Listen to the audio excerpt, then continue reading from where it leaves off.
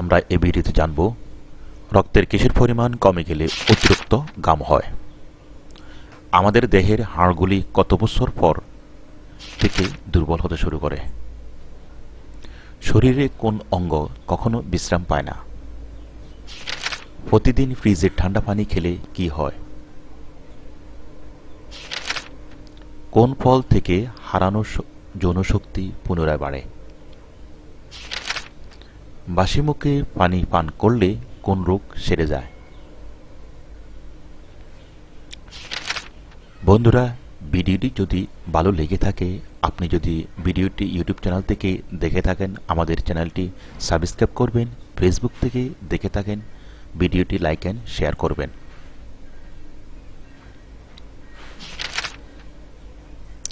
রক্তের কিসের পরিমাণ কমে গেলে অতিরিক্ত ঘাম হয়? অপশনে 1 ক্যালসিয়াম, 2 আয়রন, 3 পটাশিয়াম, 4 ভিটামিন।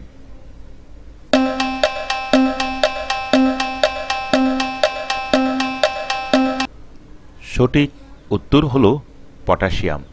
রক্তের পটাশিয়াম পরিমাণ কমে গেলে অতিরিক্ত ঘাম হয়। আমাদের দেহের হাড়গুলি কত বছর পর থেকে দুর্বল হতে শুরু করে? অপশন 1 35 বছর, 2 42 বছর, 3 40 বছর, 4 52 বছর।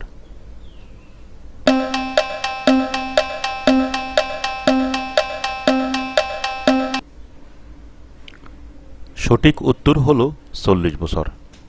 আমাদের দেহের হাড়গুলি 40 বছর পর থেকে দুর্বল হতে শুরু করে। শরীরে কোন অঙ্গ কখনো বিশ্রাম পায় না? অপশন 1 লিভার, 2 দাঁত, 3 হৃৎপিণ্ড, 4 চোখ।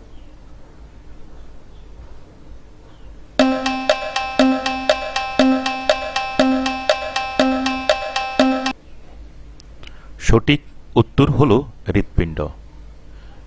শরীরে হৃৎপিণ্ড অঙ্গ কখনো বিশ্রাম পায় না।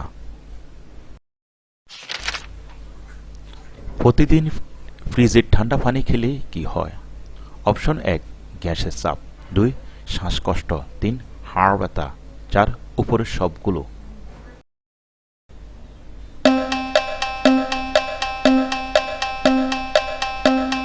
সঠিক উত্তর হলো উপরের সবগুলো। প্রতিদিন ফ্রিজের ঠান্ডা পানি খেলে গ্যাসের চাপ, শ্বাসকষ্ট, হাড় ব্যথা হয়ে থাকে।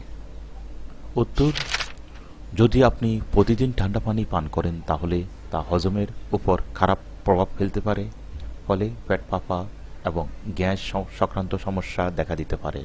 এছাড়া শ্বাসকষ্ট, গলা ব্যথা, এমনকি হাড়ের জয়েন্টের ব্যথাও হয়ে থাকে। বাসি মুখে পানি পান করলে কোন রোগ সেরে যায়? অপশন 1 পাইলস, 2 আলসার, 3 কোষ্ঠকাঠিন্য, 4 রক্তচাপ।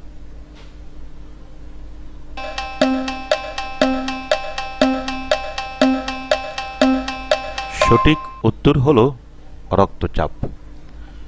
বাসি মুখে পানি পান করলে রক্তচাপ রোগ সেরে যায়।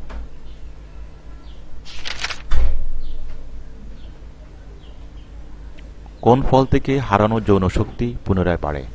অপশন 1 কলা, 2 আপেল, 3 আম, 4 পেয়ারা।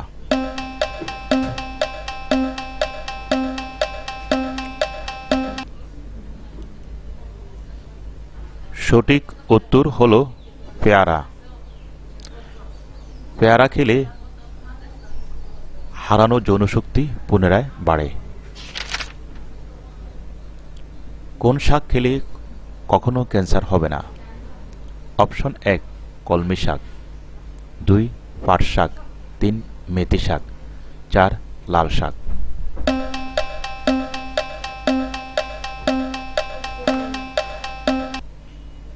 সঠিক উত্তর হল লাল শাক। লাল শাক খেলে কখনো ক্যান্সার হবে না।